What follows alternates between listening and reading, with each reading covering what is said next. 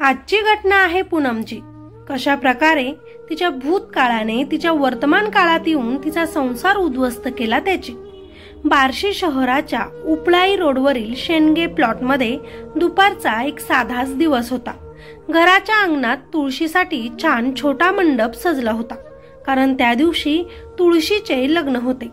घरात पूनम बालाजी निरफळ, वय 35, औषध प्रतिनिधी म्हणून काम करणारी एक स्त्री, सुखाने संसार करणाऱ्या या जोडप्याला 6वीत शिकणारा एक मुलगा, असं साधं सरळ शांत आयुष्य जगणारं हे कुटुंब होतं. पूनमचा नवरा बालाजी त्या दिवशी कामानिमित्त धाराशिवला गेला होता. पूनमने दुपारी फोन करत प्रेमळ स्वरात सांगितले होते, आज घरी येताना ऊस घेऊन या, तुळशीचे लग्न लावायचं आहे आपल्याला, जमलं तर जरा लवकर या. बालाजीनेही हसतच म्हटले, हो ग बाई, लवकर येतो आणि तुझ्यासाठी ऊसही घेऊन येतो.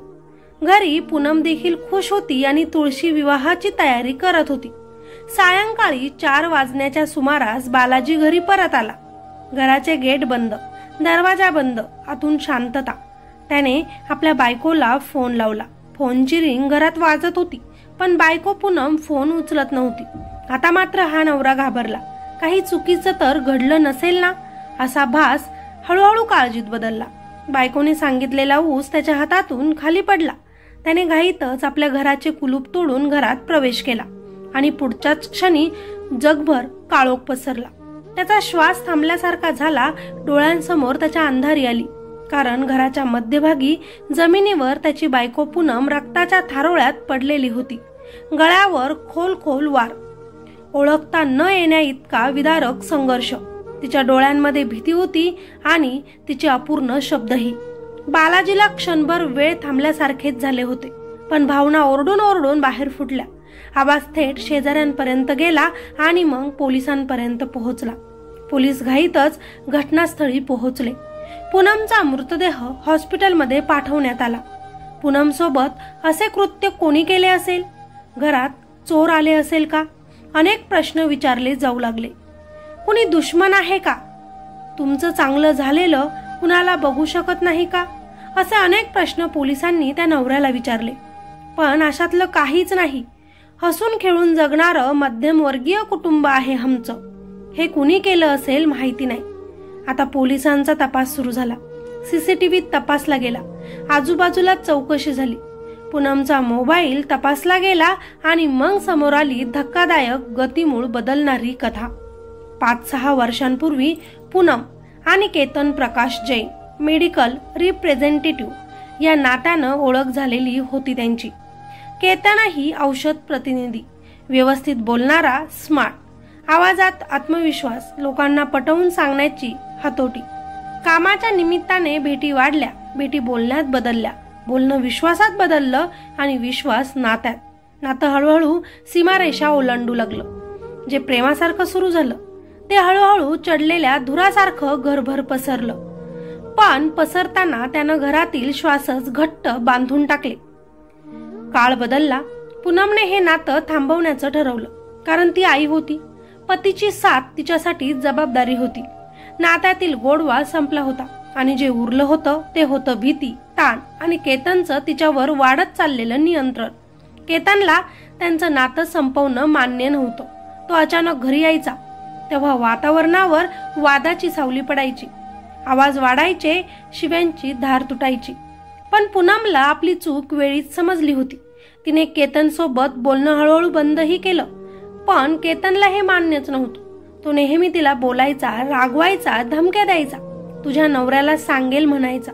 आणि म्हणून हे नातं नंतर कटुता, भीती, ताण आणि गुंतागुंतीच बदललं गेलं. पूनमनं हे सगळं संपवण्याचा खूप प्रयत्न केला, पण केतन अजिबात थांबला नाही. नवरा घरात नसताना घरात येणे, तिच्यावर जोरात ओरडणे, तिला धमक्या देणे, हे सगळं त्याचं नेहमीच सुरू होतं. आणि या सगळ्यांचा साक्षीदार होता पूनमचा लहान मुलगा. तो सगळंच हे बघायचा, ऐकायचा. तो आपल्या आईला विचारायचा देखील की ते काका घरी येऊन तुला असे का रागवतात, तुझ्यावर असं का ओरडतात. तेव्हा त्याच्या आई म्हणाली होती, बाळा, हे कुणाला सांगू नकोस, आणि सांगितलं तर मी तुझ्यावर रागवेन. तसेही या मोठ्यांच्या गोष्टी असतात. तू अजून खूप लहान आहे, याकडे लक्ष देऊ नको. तो मुलगा घाबरला. तर खूप होता, पण आईच्या शब्दांना मान देत त्यानं घरात कुणालाही त्याबद्दल काहीच सांगितलं नव्हतं. आई रागवण या भीतीने तो शांत राहिला. पण त्या दिवसाच्या दुपारी मुलगा शाळेत होता व नवरा कामानिमित्त बाहेर. हे पाहून केतन पुन्हा त्यांच्या घरी आला. पूनम त्याच्यावर रागवत होती, मला त्रास देणं बंद कर, माझं लग्न झालंय, मला एक मुलगा आहे, मी असं वागू शकणार नाही, आपल्यातील सगळं काही संपलेलं आहे. पण केतन अजिबात ऐकायला तयार नव्हता. त्या दिवशी घरात दोघांमध्येही वाद झाला. वाद खूप जास्त वाढला. संतापाने सीमा ओलांडल्या आणि रागातच केतनने पूनमचा स्टोलने गळा आवळला. तिच्या जीवाचा आवाज बंद झाला, मंद होत गेला आणि ती जमिनीवर कोसळली. कदाचित तिचा जीव गेला होता. तरीही केतनचा राग शांत झाला नव्हता. त्याने सोबत आणलेलं धारदार शस्त्र बाहेर काढलं आणि लगातार 17 वार पूनमवर केले. कदाचित आज तो तिला मारण्याच्या हेतूनेच घरात आला होता. त्याचा एक एक वार म्हणजे नात्यातील तुटलेल्या वर्षाचा ओरडलेल्या प्रतिध्वनी होता. आपण पूनमला मारले आहे, आपण ठरवलेलं काम पूर्ण केलं असा विचार करत केतन लगेचच घरातून बाहेर पडला. पण तो कुठेही पळून गेला नाही. जेव्हा पोलीस तपास सुरू झाला होता तेव्हा संध्याकाळी तो स्वतःच पोलीस स्टेशनमध्ये जाऊन शांतपणे म्हणाला, खून मीच केला आहे. आणि त्यानं त्याचा भूतकाळ पोलिसांना सांगितला, जो पूनमच्या मोबाईलमध्ये पोलिसांना आधीच सापडला होता. पूर्ण शहर हादरलं. लोक अचंबित झाले. बातमीच्या हेडलाईन रातोरात पसरल्या. पण घरात मात्र एका नवऱ्याचे संपूर्ण जग उद्ध्वस्त झाले होते. एका छोट्या मुलाच्या डोळ्यांतून आई नाहीशी झाली होती. एक घर रिकामं, शांत आणि दुःखाच्या प्रतिध्वनीनं भरलेलं होतं. पोस्टमार्टम रिपोर्टमध्ये 17 वाराची नोंद झाली होती. सीसीटीव्हीत केतन घरातून बाहेर पडल्याचं चित्र पोलिसांना सापडलं गेलं. तसेच त्यांच्या मुलाने सांगितलं की तो काका आईला शिवीगाळ आणि मारहाण करायचा. आई म्हणायची, कुणाला सांगू नकोस म्हणून मी सांगितलं नाही. आपल्या मुलाचं असं बोलणं ऐकून तो नवरा बालाजीचा आवाज त्यावेळी दगडासारखा झाला. मन कोसळलं होतं, पण डोळे स्थिर होते. त्याच्या आयुष्याचा अर्धा संसार त्याच्या डोळ्यांसमोर रक्तात पडलेला होता. केतनला अटक झाली आहे. 7 दिवसांची पोलीस कोठडी त्याला सुनावण्यात आली आहे. पण ज्या घरात तुळशीचा विवाह साजरा व्हायचा होता त्या घरात आता धुपाच्या धुराऐवजी शोकाची राख जळत होती. एक मुलगा आता अचानकच वयापेक्षा मोठा झालेला होता. एक नवरा मोडलेला होता. त्यांचं घर रिकामं झालं होतं. कधी कधी भूतकाळ आपलं भविष्य पूर्णपणे खराब करू शकतो.